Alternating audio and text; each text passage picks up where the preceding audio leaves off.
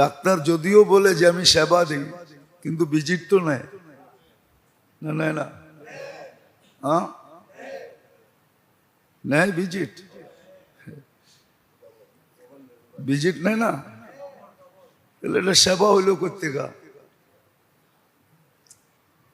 আচ্ছা মানলাম সেবা হইল, হ্যাঁ, তার তো বাবা উচিত, যে ডাক্তারের রুগী নেই সেই ডাক্তার কান্দে যে আমার কোনো রুগী নেই, ঠিক না? আবার ওনার যখন রুগী শেষে রুগী শুরু হবে, দেখবেন রুগীর লোকে ভাব দেখাবে, চোখ বড় করবে, ধমকাবে, বোঝেন না, এই সেই, ঠিক না? আমাদের দেশে কিন্তু এই জন্যই তো আমাদের দেশের রুগী সব বাহিরে কেন যায়? থিওরি তো দুইটাই দুনিয়াতে, ডাক্তারি লাইনে তৃতীয় কোনো থিওরি নাই। একটা হলো ব্রিটিশ থিওরি, একটা হলো আমেরিকান থিওরি। ডাক্তারি লাইনে এই দুটা থিওরি, বলুক ডাক্তাররা আমি ভুল বললে। একটা হলো আমেরিকান থিওরি, একটা হলো ব্রিটিশ থিওরি। এই দুই থিওরি, আর কোনো তৃতীয় থিওরি নেই, তৃতীয় কোনো, দুটাই থিওরি। তো এই দুই থিওরি সারা দুনিয়ায় চিকিৎসা হয়। মেডিসিনের মাদার গ্রুপ কোনো চেঞ্জ নাই। মাদার গ্রুপ বুঝেন? মেইন যেই গ্রুপটা যেটা দিয়ে ওষুধ তৈরি হয়, এটার ভিতরে সারা দুনিয়ায় কোনো চেঞ্জ নাই। হ্যাঁ, নামে চেঞ্জ আছে। গ্রুপ প্যারাসিটামল, আমাদের দেশে নাপা নাম, গ্রুপ প্যারাসিটামল। যেমন গ্যাস্ট্রিকের ওষুধ গ্রুপ, নাম ভিন্ন ভিন্ন। পেন্টাপ্লাজল, সারা দুনিয়ায় পেন্টাপ্লাজল, কিন্তু কোম্পানি নাম ভিন্ন দিছে। তো মাদার গ্রুপ সব সমান, কিন্তু তারপর আমাদের দেশ থেকে বিদেশে যায় কেন? বই তো সবই এক, দুনিয়া সারা দুনিয়া একরকম বই পড়ায়, কোনো পার্থক্য নাই বইয়ের ভিতরে। বলো যে পার্থক্য আছে? হ্যাঁ, 50-60 লাখ রুগী কেন ইন্ডিয়া যায়? বোঝা গেল ওইখানে বইতে যা লেখা আছে ডাক্তারের জন্য ব্যবহার, ওইটা ওরা করে, আমরা করি না। পার্থক্য এতটুকু, চিকিৎসা একই, টেস্ট সারা দুনিয়ায় একরকমই। বললাম না থিওরি দুইটা, এর বাইরে যাওয়ার কোনো সুযোগ নেই, যাইতেও পারবে না। গেলে ডাক্তারের লাইসেন্সও বাতিল হবে, যে এই থিওরি তুমি কোত্থেকে আনলা। কিন্তু রুগী সব কেন বাইরে চলে যায়? যে অঙ্ক দিয়ে আসে ইন্ডিয়া, সিঙ্গাপুর, থাইল্যান্ড, ওটা দেশে থাকলে দেশ আরো উন্নত হইতো। কিন্তু ওই যে বললাম না, রোগ আছে, রোগ, কেননা শিক্ষার সাথে সোহবত নেই। হ্যাঁ, সোহবত ছিল সোহবত, নাহলে ইন্টার্নি করায় কেন? ইন্টার্নিটাই সোহবত,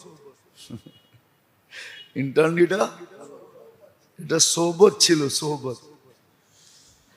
সিনিয়র ডাক্তার প্রফেসরদের সাথে ঘুরা ঘুরা দেখবে সারে রুগী কেমনে দেখে, কিন্তু সারেই তো রুগী। ইন্টার্নিয়ালা শিখবে কোত্থেকা? সারেই তো রুগী, সারেই রুগী। আমার মনে আছে আমার ছেলেকে নিয়ে যখন আমি ব্যাংকক চিকিৎসা করতে গেছিলাম, তো ওই ডাক্তার আমাকে জিজ্ঞেস করতেছিল তোমাদের দেশে কয়জন রুগী দেখে? তা আমি বললাম 50-60 জনের নিচে তো দেখে না। দেখো আমি 12 জন রুগী দেখি, আর 13 নম্বরের রুগী আমি নিজেই।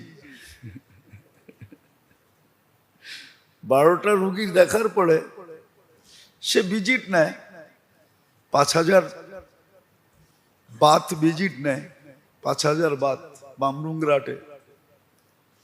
12টা রুগী দেখলে 60,000 বাত পায়। আর কত লাগে? সে বলতেছিল 13 নম্বর রুগী তো আমি নিজে, আমি 13 নম্বর রুগী কোত্থেকে দেখবো? তো সে বড় আফসোস করতেছিল যে তোমাদের দেশে ডাক্তাররা এত রুগী দেখে কেন? যে দেখেন, আমি নাম বলবো না, আমি চিনি, আছে কিনা জানি না, নিউরোলজিস্টের প্রফেসর ছিল, বড় নাম করা এশিয়ার ভিতরে। উনি সারা রাত্রে রুগী দেখতেন, এমনকি ওডিতে রুগী রাইখা উনি বাইরে যায় ব্যাডমিন্টন খেলতেন। শেষমেশ ওনার ছাত্ররাই পাগল বলতো ওনাকে। নাম বলবো না, নাম বললে অনেকে চিনা ফেলবে, বেঁচে আছে কিনা জানি না। তো এরকম এগুলো জীবনের রোগ, জীবনের রোগ। শুধু ডাক্তার না, সর্ব সেক্টর। সহজে বোঝানোর জন্য বুঝাইলাম। আমাদের দেশে দেখবেন যেই দোকানে বেচা বিক্রি বেশি হয় না, ওরা কাস্টমাররে ধমকায়, এই মিয়া লাইনে থাকতে পারেন না, একটু আগে গেলে বিহেভ খারাপ করে। কিন্তু ও ভাবে না ওর মতো দোকান আরো আছে, ঠিক না? হ্যাঁ, আমরা মাঝে মাঝে দেখি তো সিএনজির লেগে লাইন ধরলে ওরা ধমকায়, মনে হয় যে ফ্রি দিতেছে আমারে। তো মাঝে মাঝে বলতে বাধ্য হই, বেটা ফ্রি তো দেশ না, ব্যবহারটা ভালো কর, তোর রোগ আছে মনে হয়। হ্যাঁ সত্য, এটা এটি রোগ, জীবনের রোগ। এগুলা চিকিৎসা জরুরি। আপনি মানুষ বড় দামি, সর্ব সেক্টরে দেখবেন এগুলা রোগ। এটা আমার ভিতরেও আছে, সবার ভিতরেই আছে, কিন্তু চিকিৎসা হওয়া চাই। কেননা শরীরের রোগ নিয়ে যত সচেতন আমরা, জীবনের রোগ নিয়ে এত সচেতন না। সচেতন না, সচেতন আমরা না। রিক্সাওয়ালাও দেখবেন মাঝে মাঝে আপনাকে ধমকাবে, অথচ রিক্সা চালায় খায়, ওর রুটি রুজি এটার ভিতরে। এই জন্য এটা রোগ। নবীকে আল্লাহ নিজেই বলছেন, লাউ কুনতা ফাদ্দান গালিদাল কলবি, আপনার ভিতরে আমি দুনিয়ার সমস্ত আকর্ষণ, সৃষ্টির ভিতরে এমন আকর্ষণ নাই যে আকর্ষণ আপনার ভিতরে না দিছি। আপনাকে আমি আকর্ষিত বানাইছি, যে আপনাকে দেখবে আকর্ষিত হবে। কিন্তু তারপরও শিক্ষা দিছে, লাউ কুনতা ফাদ্দান গালিদাল কলবি লানফাদ্দু মিন হাওলিক। আপনিও যদি একটু কঠিন হন, মানুষ আপনার কাছ থেকে দূরে সরে যাবে। এই জন্য মুসা আলাইহিস সালাম বড় জালালি ছিলেন, আর হবেন না কেন? আল্লাহ বড় বড় মুজিজা দিছিলেন, ওনার যুগের ভিতরে শ্রেষ্ঠ, ঠিক না? তারপরে বইলা দিছে, কুলা লাহু কাউলান লাইয়িনা, ফেরাউনের সাথে নরম কথা বইল, শক্ত বইল না। তরবিয়ত এগুলা, এগুলা কি তরবিয়ত। এই জন্য আল্লাহ রসুল রোগ এগুলা চিৎকার দিয়েছেন যাওয়ার সময়, ওমা মালাকাত আইমানুকুম, অধীনস্থের সাথে ভালো ব্যবহার করো। এই কথা সবসময় ভাইবো যে তোমার অধীনস্থ আল্লাহ বানাইছেন, না বানাইলে কি করতে? তোমার গাড়ির দরজা কে খুলতো? তোমার জুতা কে সিধা করতো? তোমার সেবা যত্ন কে করতো? কেউ তো করতো না।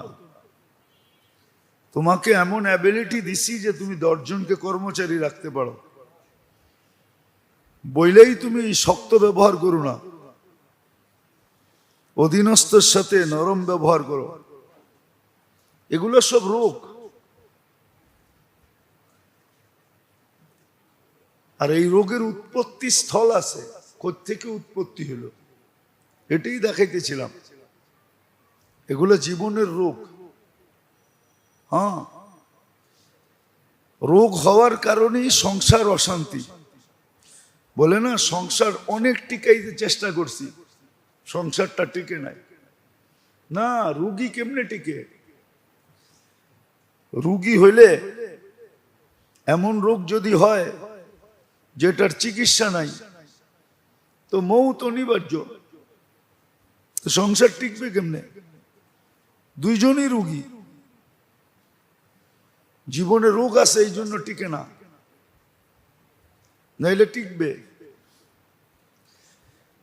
হাদিসে আছে, এক ব্যক্তি আসছে স্ত্রীর ব্যাপারে অভিযোগ করতে আমিরুল মুমিনিন ওমর রাদিয়াল্লাহু তাআলা আনহুর কাছে। তো আয়েশা শুনতেছে দুইজনের ঘরের ভিতরে টুংটাং চলতেছে, কি বাইরের থেকে শুনতেছে। আর আমিরুল মুমিনিন বিলকুল চুপ, কোনো জবাব দেয় না। তো বেটা ফিরত যাইতেছিল, যে যেইখানে আইসি চিকিৎসার জন্য ওইখানের অবস্থাই তো এরকম। সরিষারই বুথে ধরছে, আমি বুথ ছাড়া মুখি দিয়া। তো ওমর রাদিয়াল্লাহু তাআলা বলতেছে, ভাই কি জন্য আসছো, যাস কেন? সমস্যার সমাধান হয়ে গেছে। দেখাই তো হইলো না, সমাধান হইলো কি কইরা? যেটার অভিযোগ দিতে আসছিলাম ওইটা তো আইসেই শুনলাম আপনাকে টুংটাং চলতেছে। ওমর রাদিয়াল্লাহু তাআলা বলল, বেওকুফ, তোর চাহিদাও মিটায়, কাপড় চোপড়ও ধোয়, বাচ্চা কাচ্চাও পালে, রান্না বান্নাও করে, ঘরগুলো গুছায়, তুই একটু একটা সহ্য করবি না? তুই একটু টুংটাং করলে সহ্য করবি না? না করবি না? তুই তো একটু সহ্য করবি, তাইলেই তো ঠিক হয়ে যায়। দেখলি তো আমারে, সহ্য করলাম, তুইও তো একটু সহ্য করবি। আসলে এটা হলো রুগী, একজন রোগ হইলো আর একজন রুগী না। এগুলা রোগ, রোগের থেকে সংসার ভাঙ্গে। সমাজের সব এলোমেলো হলো জীবনের রোগের কারণে, শরীরের রোগের কারণে না। শরীরের সব জীবনের রোগের কারণে। সমাজে যা এলোমেলো দেখেন না, হ্যাঁ, এই জন্যই নিয়ম কানুন বাহির বানাইতে হয়। আর নিয়ম দিয়ে মানুষকে ঠিক করা যায় না, নিয়ম দিয়ে মানুষকে ঠিক করা যায় না, কখনো না। হ্যাঁ, আল্লাহর নিয়ম দিয়ে ঠিক করা যায়। যেটা দিয়ে ঠিক করা যাইতো, যেটা দিয়ে ঠিক করা যাইতো ওটা করে না, যেটা দিয়ে কখনো ঠিক হবে না, বরং রোগ বাড়বে। যেরকম উর্দুতে প্রবাদ বাক্য আছে, মারজ বাড়তা গিয়া জুজু দাওয়া কি। জুজু, যত মেডিসিন বাহির হইছে রোগ বাড়তে শুরু করছে। এমন না যে মেডিসিন রোগের মাত্রা কমায়া দিছে, না, মেডিসিন রোগের মাত্রা বাড়ায়া দিছে, রোগীর মাত্রা বাড়ায়া দিছে, নতুন নতুন রোগ আসতেছে। তো যেটা দিয়া করলে রোগ হইতো না ওটার কাছে দাঁড়াও যায় না। আল্লাহর হুকুম মানলে রোগ হইতো না, নবীর আদর্শ মানলে কোনো রোগ হইতো না, কোনো রোগ হইতো না, এটা গ্যারান্টি ছিল। কিন্তু পশ্চিমারা এমন ট্যাবলেট খাওয়াইছে, বিশেষ করে মুসলমানদেরকে, মুসলমান হর্তাকর্তাদেরকে এমন ট্যাবলেট খাওয়াইছে, ওরা ট্যাবলেট খাওয়ায় সাকসেস হয়ে গেছে, অথচ ওটা ভুয়া। কি ভুয়া? ওটা হাজারো রোগ তৈরি করে। বলক ডাক্তাররা ওষুধ তো দেয়, কিন্তু নিজেই মনে মনে হাসে যে যেটার জন্য দিছি ওইটা তো ভালো হবে, কিন্তু এটা আরো 10টাই না আনবে, নাহলে কেন বলে সাইড এফেক্ট আছে। সাইড এফেক্ট অর্থটা কি? আরে বলেন, ইংরাজি শব্দ ঠিক না? এটা পড়লে অনেক সওয়াব হইব ঠিক না? ওই কাহিনীর মতো আর কি। ছেলে বলে 2টা দেশে বিয়ে করছে, অন দেখে 2 বোর সাথে মার সাথে ঝগড়া হয়। তো ছোটটা আসলে একটু ট্যাডন, ওই দেশেই বিয়ে করবো না, কোনো আরব দেশে করবো। যদিও কাহিনী সত্য মিথ্যা জানি না, তো আরব দেশে বিয়ে করে নিয়ে আসছে। তো ওই মেয়ে তো আরবি কথা বলবে ঠিক না? তো মার তো স্বভাব বউগুর লোকে কি করা, হ্যাঁ, ক্যাচাল করা ঠিক না? এটার লোকও করে। তো এটা ধুমাইয়া আরবিতে গালি দেয়, আর মা বলে হাত বান্ধা খাড়ায় থাকে। তো সবাই জিজ্ঞাসা করছে এটার সাথে হাত বান্ধা খাড়ায় থাকো কেন? ছোটটা এত ভালো, যত গালি দেই না কেন ও আমার খালি কোরআন শরীফ শোনায়।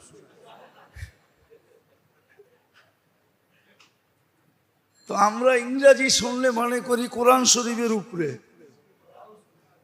না দেখেন না, আমি তো মাঝে মাঝে হাসি। অনেক সময় তো দেখা হয় রাস্তাঘাটে, দেশ বিদেশে, দেখবেন কথা বলার সময় বাংলার মধ্যে মধ্যে ইংরাজি বলে ঠিক না? হ্যাঁ হ্যাঁ, আর কি ভাব দেখায়, মনে হয় অনেক ইংরাজি পারে ঠিক না? কিন্তু অনেক সময় রাস্তাঘাটে বিদেশে দেখি ইংরেজগো সামনে পড়লে বিলাই হয়ে যায়, কেননা ওর ইংরাজিও তো বাঙালি স্টাইলে ইংরাজি ঠিক না? চিটাঙ্গের তো চিটাং স্টাইলে ইংরাজি কইতেছে, নোয়াখালী তো নোয়াখালী স্টাইলে ইংরাজি কইতেছে, বরিশাল তো বরিশালের স্টাইলে ইংরাজি কইতেছে। ওরা তো আর বরিশাল স্টাইলের ইংরাজি বোঝে না ঠিক না? ওরা তো অগো স্টাইলের ইংরাজি বোঝে ঠিক না? তো যা দেখি বিলাই হয়ে যায়। দেশে বাপ কত, অমুক সমুক তমুক, কিন্তু ইংরাজি বয়ান দিলে 2 মিনিট করে না মুফতি সাহেব চলবো না, বাংলাই কই, তর্জমা করে দিব না। আচ্ছা আপনি তো বাংলাদেশের বড় বড় বিল্ডিং কাঁপান, অমুক ডাইরেক্টর ফমুক ডাইরেক্টর, হ্যাঁ, আমাকে উপরে খালি কুড়াল মারে, অমুক সমুক তমুক। কিন্তু আমরা বিদেশ গেলে দেখি তো ওর চেয়ে ভালো ইংরেজি তো আমিই জানি।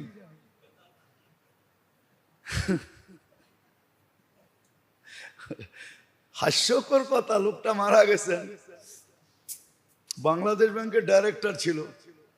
তা আমার সাথে জাপানে সফর হইতেছিল, অনেক আগের কথা। তখন ইমিগ্রেশন ফর্ম ফিল আপ করতে হইতো, এখন আর ফিল আপ করতে হয় না, সব অনলাইন হয়ে গেছে। তো এখন পাসপোর্ট পাঞ্চ করলেই হয়, তখন লিখতে হইতো। তা আমার তো আগে যাওয়া ছিল, এক এক দেশের ফর্ম এক এক রকম হয়, এক এক রকম তথ্য থাকে। তো আমার তো আগে যাওয়া ছিল জাপান, আমি ফটাফট ফর্ম ফিল আপ করে বসে পড়ছি। তা আমার জিজ্ঞেস করতেছে মুফতি সাহেব ফর্ম ফিল আপ করছেন? হ্যাঁ। কয় আমি কেমনে ফিল আপ করবো? আমি আপনি তো বাংলাদেশ ব্যাংক চালান, আপনার অসুবিধা কি? ইংরেজি তো লেখা। ইংরাজি হইলো এটি একটু অন্য ভিন্ন ধারার ইংরাজি, ভিন্ন। আমি কি দেন আমি ফিল আপ করে দিই, এই বুঝি ডাইরেক্টর। হাসানের জন্য না, বুঝানোর জন্য বলতেছি, বুঝানোর জন্য বলতেছি।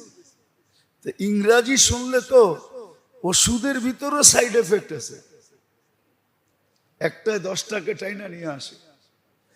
কিন্তু হ্যাঁ, যদি আল্লাহর হুকুম মানতো, নবীর আদর্শ মানতো, তাহলে এই রোগগুলো হইতো না, আর এক রোগে 10 রোগ টাইনাও আনতো না।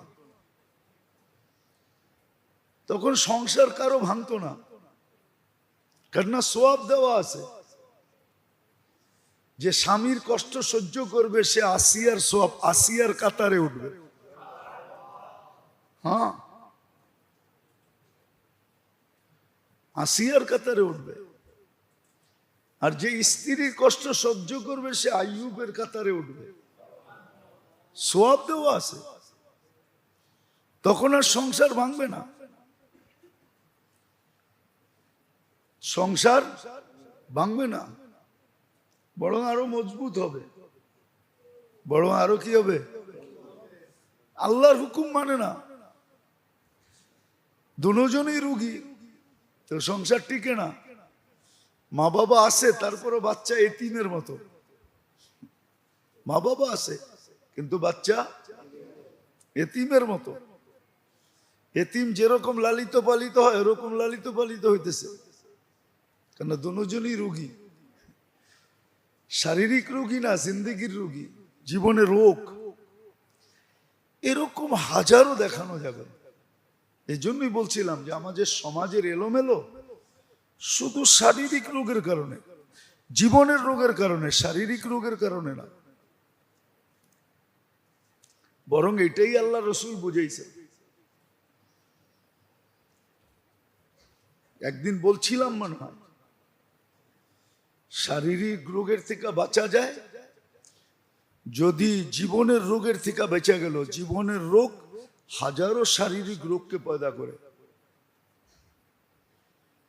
আর এটাই সত্য, আর এটা চির সত্য।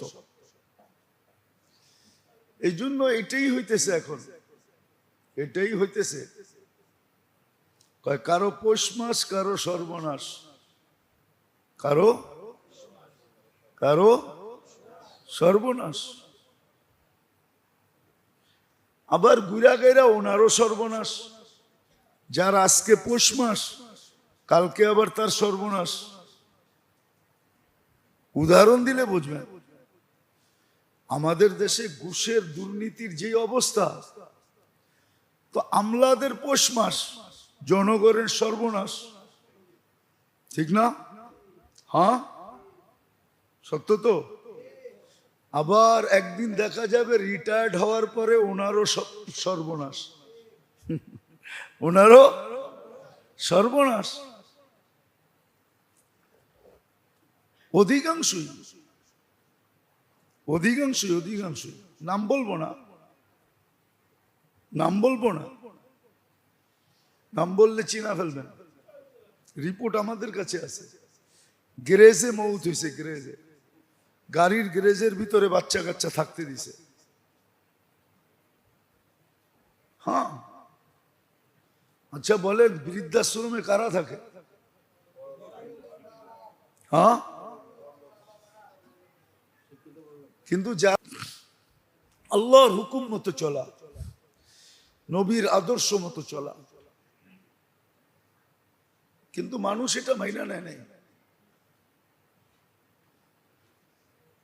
যদিও মানুষ একটা কথা অক্ষরে অক্ষরে স্বীকার করে যে যেই মেশিনটা আবিষ্কার করছে বা তৈরি করছে তার নিয়ম মতে মেশিনটা চালাইতে হবে। হ্যাঁ, বাংলাদেশে অনেক মেশিন পড়া আছে হাসপাতালে, অপারেটর নাই। কেন? অপারেটর আনলে বিদেশ থেকে আনতে হবে। ডাক্তাররা বুঝবে, আপনারা বুঝবেন না। অনেক আগের কথা, আমার ছেলে যখন অসুস্থ ছিল, তো বাংলাদেশে একটা টেস্ট ছিল ফ্লো সাইটোমেট্রিক। তো এটা আমি ব্যাংকক থেকে করাইছি, ছেলেরে নিয়ে যায়। বাংলাদেশে ছিল সিএমএইচ এ, আরেকটা ছিল পিজি হাসপাতালে, কিন্তু ওই মেশিন পড়াই ছিল, কোনো অপারেটর ছিল না, চালানেওয়ালা ছিল না। আর সিএমএইচ এরটা সিরিয়াল পাওয়া যেত না। কিন্তু আমার দরকার ছিল আর্লি ফ্লো সাইটোমেট্রিক, একটা টেস্ট আছে রক্তের, আমি এটা ব্যাংকক থেকে করাইছি। তো এটা যদি সত্য হয়, যে মেশিনটা যে আবিষ্কার করছে তার রীতিমালা নাইমা মাইনা ব্যবহার করতে হয়, তো এটাও তো কেউ অস্তিত্ব দিছে, এটাও তো কেউ অস্তিত্ব দিছে। তাইলে আপনি এই মেশিনটা, যেই মেশিনটায় সব মেশিনকে অস্তিত্ব দিল, মানুষ নামের মেশিনটাই তো দুনিয়াকে মেশিন দেখাইলো, ঠিক না? আমি না দেখাই, মানুষ নামের মেশিনটাই তো দুনিয়াকে মেশিন দেখাইলো। যত আধুনিক মেশিন দেখেন না, হাসপাতালের সামনে লেখা থাকে আধুনিক মেশিন, আর অত্যাধুনিক, আর আধুনিকও না, অত্যাধুনিক মেশিনারি দ্বারা সুসজ্জিত। শুধু অভিজ্ঞ না, বহুত অভিজ্ঞ ডাক্তার দ্বারা, ঠিক না? তাহলে যদি মেশিনগুলা অত্যাধুনিক, আবিষ্কারকের রীতিমালা মাইনা যদি চালাইতে হয়, তো এটাও তো মেশিন, এটাও তো কেউ অস্তিত্ব দিছে না, দেয় নাই? তাহলে তার রীতিমালা মানা ছাড়া কেমনে চলবেন? এই জন্য জীবনের রোগের থেকে বাঁচার জন্য সহজ কথা, যদিও আমি ঘুরে গেড়ায় বলতেছি, সহজ কথা এটাই। এই মেশিনটাকে যদি চালাইতে হয় মানুষ নামের, আর রোগ মুক্ত ভাবে যদি চালাইতে হয়, মনে হয় বলছিলাম আপনাদেরকে যে ইরানের ডাক্তার মদিনা মুনাওয়ারা এসে ক্লিনিক খুলছে, এই আশায় যে মুসলিম জগতের ক্যাপিটাল, রাজধানী হলো মদিনা মুনাওয়ারা, সারা দুনিয়ার রোগী পাওয়া যাবে, আমার ডাক্তারি সারা দুনিয়ায় ছড়ায়া যাবে। কিন্তু মদিনায় সপ্তাহ, মাস, বৎসরে রুগী পায় নাই। তো জিজ্ঞেস করছে রুগী নাই কেন, রোগ নাই কেন? বলছে তা বলতে পারবো না। বলছে তোমাদের খাওয়ার নিয়ম পদ্ধতি কি? কয় ক্ষুধা না লাগলে খাই না। আল্লাহ রসুল বলছে লা তাকুল হাত্তা তাজু, ক্ষুধা না লাগলে খায়ও না, ক্ষুধা না লাগলে খায়ও না, ক্ষুধা না লাগলে খায়ও না। ওয়াইদা আকালতা ফালা তাসবা, আর খাইবা যখন পেট বুড়া খাইবা না। পেট বুড়া, আমরা তো গলা বুড়েও খাই, ঠিক না? ডাক্তারদের কাছে সিস্টেম জিজ্ঞাসা করি, ডাক্তার সাহেব কোনো সিস্টেম আসছে কিনা, নতুন আরেকটা পেট লাগানো পাশে যায় কিনা, কেন প্রতিদিনই তো দাওয়াত থাকে, ঠিক না? খাইলে পেট বুড়া খাই না, পেট বুড়া খাই না। বলে তৃতীয়, আমাদের নবীজি শিক্ষা দিছে খাওয়ার আগে পানি দ্বারা এক ভাগ ভরা ফেলো, এক ভাগ খাওয়া দ্বারা এক ভাগ খালি রাখো। তো পানির দিকে তাকাইলে ওটা তো পানি, ঠিক না? খালির দিকে দেখলে ওটা তো খালি, তাহলে দুই ভাগই খালি হইলো, এক ভাগ খাওয়া। তো ক্লিনিক গুটাইতেছে আর গুটাইতেছে আর বলতেছে মা তারাকা লি ফি তিব্বি শাইআ, ডাক্তারি করার লিগা আমার জন্য কিছু রাখা যায় না, বিদায় ক্লিনিক এখানে চলবো না, ইরানি ভালো আছি। গোটা ক্লিনিক চল ইরান, তো গোটায় চলে গেছে। সত্য এটাই, আল্লাহর হুকুম মানলে, নবীর তরিকা মানলে জিন্দেগিতে রোগী হবে না, না শরীরে না জীবনে, শরীরও রোগী হবে না, রোগ হবে না, শরীরে রোগ হবে না, জিন্দেগিতে রোগ হবে না, দুটোটার থেকে মুক্ত থাকবে। আর না হইলে জিন্দেগিতে রোগ, তারপরে শরীরে রোগ, রোগী রোগী, রোগই রোগ, সারা জীবন রোগ নিয়া। আর যদি চিকিৎসা না হয় জিন্দেগির রোগের, এই জন্যই মনে হয় বলতেছিলাম যে আমাদের অভ্যাস নাই, ইস্তেগফারে অভ্যস্ত না। সহজ ডোজ দিছিলেন, অ্যান্টিবায়োটিক দিছিলেন, যে ইস্তেগফারে অভ্যস্ত হও, ডেলি 200-400 বার ইস্তেগফার করো, সকালে বিকালে, না পারো এক বেলা লম্বা করো। হ্যাঁ, একবেলা, সকাল হোক বিকাল হোক, এবং অল্প পর্যন্ত দেখাইছেন। এর চেয়ে সুযোগ কি দিবে? আদম আলাইহিস ইসলামই তো বলছিলেন যে আমি একটা ভুল করতে দেরি, আমাকে জান্নাত থেকে বের করতে দেরি করেন নাই। কিন্তু উম্মতে মুহাম্মদীর সাথে আল্লাহর এমন ইয়ারি বুঝেন তো, এমন দুস্তি, এমন ইয়ারি।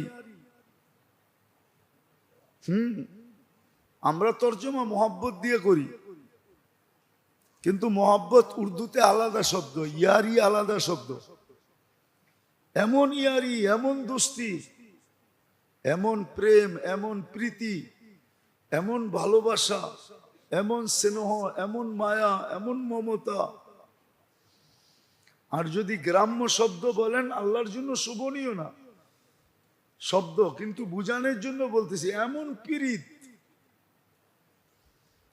এক ভুল করতে দেরি জান্নাত থেকে বের করতে দেরি করেন নাই। কিন্তু আমাদের সাথে পীড়িত, সারাদিন গুনাহ করে, রাত্রে ডাইকা ডাইকা গুনাহ মাফ করে জান্নাত হাতে দিয়া দেন। কিন্তু আমরা অভ্যস্ত না, ইস্তেগফারে অভ্যস্ত না। এই জন্য উচিত মেরে দোস্ত, ইস্তেগফারে অভ্যস্ত হন, ইস্তেগফার করেন, যখনই সময় পান ইস্তেগফার করেন। জীবনের এক হাতিয়ার বানায় নেন। ইবাদত বন্দেগী যা করি আর না করি, ইস্তেগফারকে হাতিয়ার বানান। হ্যাঁ, হাতিয়ার বানায় নেন। সারা দিন ছোট ইস্তেগফার করেন, আপনি বড় করেন না। আস্তাগফিরুল্লাহ, আস্তাগফিরুল্লাহ, এতটুকু পড়েন। পুরা পড়তে হবে না, শর্ট পড়েন, আস্তাগফিরুল্লাহ, শর্ট। অভ্যাস করেন, করতে করতে করতে করতে যেদিন অভ্যাস হয়ে যাবে ওই দিন মজা পাবেন। না করলে খারাপ লাগবে। খিদা লাগলে যেরকম শরীরে খারাপ লাগে, ঠিক ইস্তেগফার না করলে খারাপ লাগবে। অভ্যাস করে। আর ইস্তেগফারে যখন অভ্যস্ত হবে তখন মজা পাবেন, এক আধ্যাত্মিক মজা, এক অলৌকিক মজা। ওই স্বাদ বোঝানো যাবে না যে কেমন স্বাদ ইস্তেগফারের অভ্যাসে, কেমন স্বাদ, এটা আপনাকে বোঝানো যাবে না। এই জন্য ইস্তেগফার করেন, তাইলে জিন্দেগি রোগের জন্য অ্যান্টিবায়োটিক হবে। আস্তে আস্তে আস্তে আস্তে রোগ সব বাহির হয়ে যাবে। তো শরীরে যেরকম রোগ হয়, জীবনেও তেমন রোগ হয়। বলতেছিলাম গত 2 জুমা ধরে যে প্রথম রোগ যেটা, সেটা হলো ইয়াকিনের রোগ হয়। আল্লাহর ওয়াদা ওয়াইদের উপরে যতটুকু বিশ্বাস করা দরকার, ওটার ভিতরে দুর্বলতা আসে, তখনই বলে আল্লাহ লাগে, ইল্লাহ লাগে। দ্বিতীয় রোগ হয় যেটা আমরা এখন 100% রোগী, গায়ের তরিকায় আসক্ত। আর এটার জন্য বলে আমাদের সমাজের লোকই বলে, সমাজে থাকলে কিছু সামাজিকতা মানতে হয়। সমাজে থাকলে সামাজিকতা মানতে হয়। সমাজে থাকলে কি করতে হয় বলেন না, বলেন না? হ্যাঁ, ওই সামাজিকতা আল্লাহ রসুলের তরিকার খেলাফ হইল, মানে এটা রোগের কারণে। সাহাবাদের রোগ ছিল না, এই জন্য চিৎকার দিয়া বলতে পারছে, আতরুকু সুন্নাতাল হাবিবি লিহাউলাইল হুমাকা। এই আহমকদের জন্য নবীর সুন্নত ছেড়ে দিব? কখনো না। প্রথমেই দেখায় দিয়ে গেছেন সামাজিকতা কিচ্ছু নাই, এটি সব মানুষ রচিত, মানুষের বানানো। হ্যাঁ কি? হ্যাঁ হ্যাঁ, শ্বশুরে জামাইরে সিগারেট ধরায়া দিয়া বলতেছে আমরা ফ্রেন্ডলি। মদের বোতল খুলা দিয়া কইতেছে আমরা ফ্রেন্ডলি। বুঝেন, আমরা বন্ধুর মতো চলি। কি জুতা ওর কপালে। আর শব্দ বললাম না, আরো শব্দ আছে আমার কাছে বলার লেগা, আরো শব্দ আমার কাছে আছে। এই জন্যই তো এখন লাউড স্পিকার বাইরে খোলা আছে। এই জন্যই তো শাশুড়ি জামাইয়ের লোকে পরকিয়া করে ভাইগা যায়, নাইলে পত্রিকায় উঠে কেমনে?